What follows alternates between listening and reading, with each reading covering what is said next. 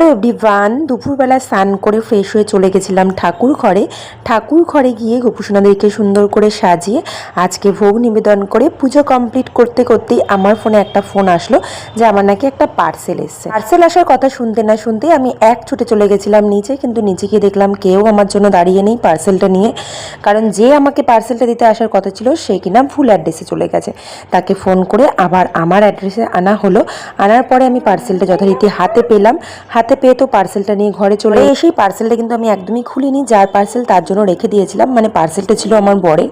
আমার বর দুটো জিনিস অর্ডার করেছিল, তার মধ্যে থেকে একটা জিনিস এসেছে। দোকান থেকে বাড়িতে ঢুকতে না ঢুকতেই বরের কানে দিলাম যে তোমার আজকে একটা পার্সেল এসছে। আর বর তো সেই আনন্দে পার্সেলটা খুলতে বসে পড়েছে। বর কিন্তু পার্সেলটা খোলার জন্য ভীষণ এক্সাইটেড ছিল, তার কারণ কি আগে এসেছে সেটা দেখার জন্য। এবার চলো তোমাদের বলি বর কি অর্ডার দিয়েছিল। বর মিশো থেকে অর্ডার দিয়েছিল একটা মিনি স্পিকার বক্স।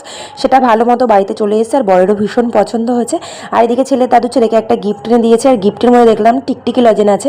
আমরা তো ছোটবেলা থেকে এটাকে টিকটিকি লজেন নামে জানতাম। তোমরা কে কি নামে জানতে কমেন্ট বক্সে জানিও।